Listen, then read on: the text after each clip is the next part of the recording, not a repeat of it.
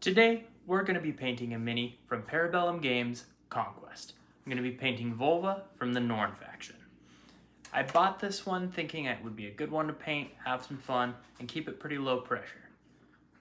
Now, I don't get to play a whole lot of games, but basically some D&D, one-page rules, and anything I can convince my wife to try out with me.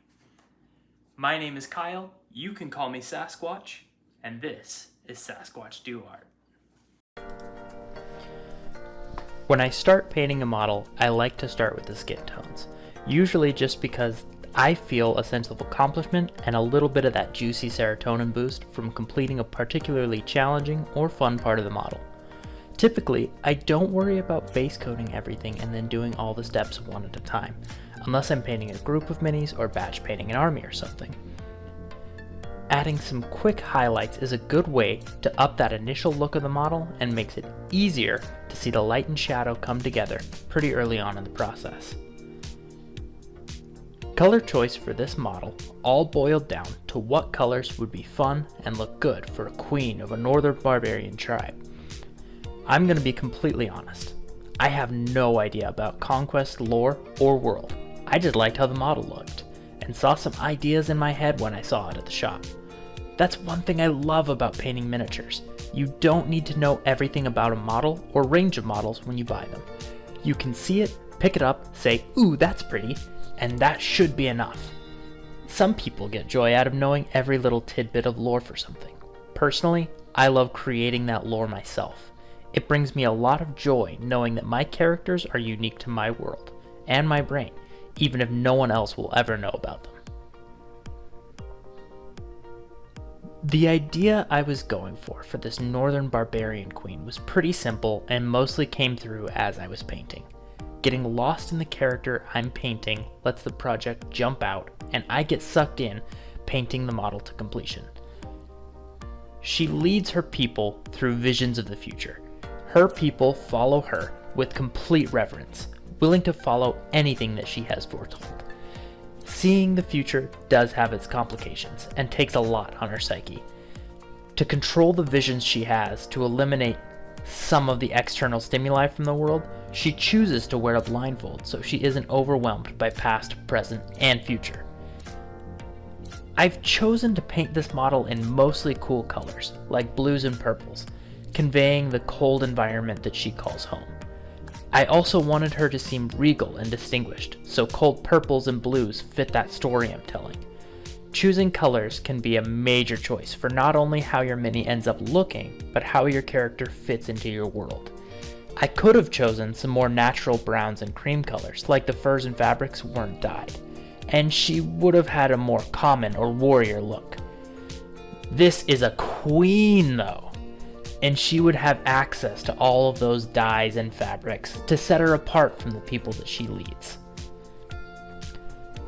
But having only cool colors wouldn't have a lot of contrast or pop though, so I decided to have a little pops of red, accenting all of those cool colors throughout the piece. I've chosen to have the blindfold red because I wanted it to stand out and call attention to it immediately. It's a major part of her character and it should stand out as a focal point in the design.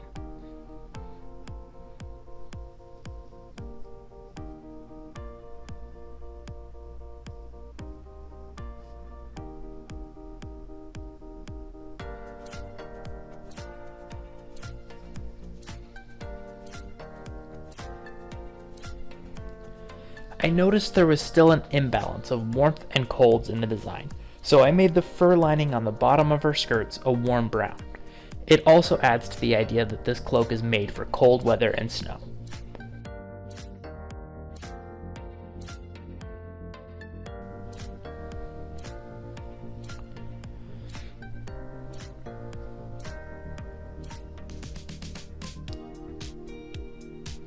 The boots and corset were a pretty simple step to paint, just a base coat and a couple of layers of highlights.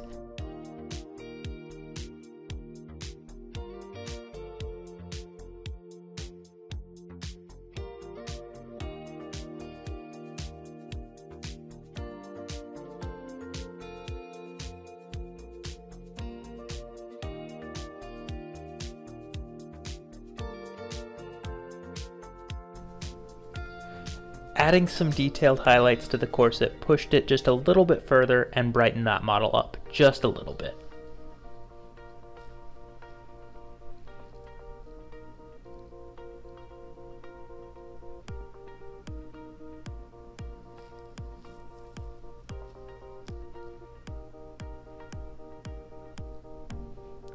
For the hand wraps, I decided to go back and forth a little bit with light and shadows, focusing a lot more on the tops where the light is hitting them directly.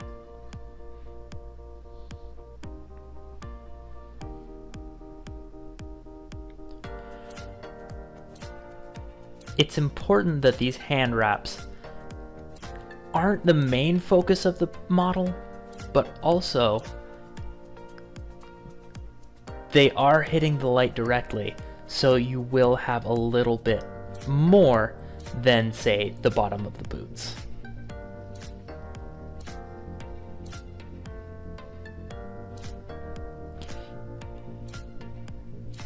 Here I'm just adding more to the red of the cloak, and I decided here that I was going to glaze in a little bit more red because I felt it wasn't a pop enough of color.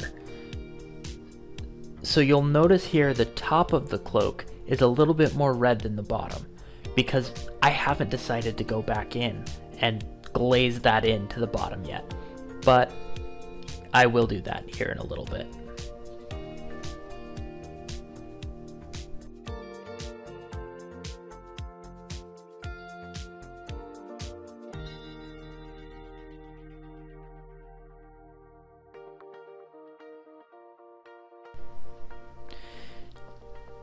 It's always important to note that it's never too late to add or change the paint on your model. It isn't over until you say it's over. Mistakes happen and they can all be fixed one way or another.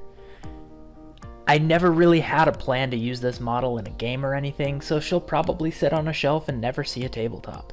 I may use her one day in a D&D game or something like that, but probably not, and that's okay. Painting this was a whole lot of fun, and creating the character was rewarding in itself.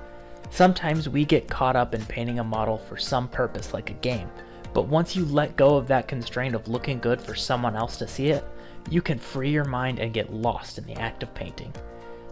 Getting into this stage of painting is my favorite. Adding all those little details on the model, bringing it together, and I love to see where it's going to look when it's done.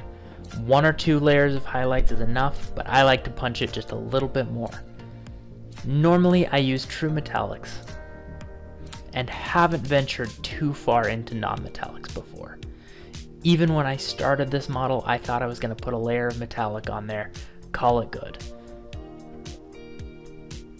But we're getting to that point where I'm thinking it's not enough. I'm not done painting this model. And non-metallic is something I haven't done. So I only had the spear left to do, and I didn't want it to be done, so I decided to dip my toe into unknown waters. It may not look exactly like true metal when I'm done, and I don't really care. I had fun trying out non-metallic metal, and enjoyed going back and forth trying to get those highlights and shadows looking good. I won't pretend it looks very much like metal at all, and I didn't expect it to. It was my first time trying it, and I learned a lot about the process. All you can tell yourself is that you tried, learned something, and next time will be better. So I go back and forth with highlights and shadows, trying to get it to look at least relatively shiny. Do I think I nailed it? No. But at the end of this, you'll see, and you can be the judge of, does it kind of look like metal? I think so. And I think it looks good. I tried glazing in some blues and a little bit of grays to try and give it that cold steel look. And I did end up cutting some of the footage of me just going back and forth, back and forth, back and forth with all of the lights and shadows. So I guess we'll find out in the reveal whether it worked or not. So enjoy this last little bit of me fiddling around with this spear tip and see where it goes.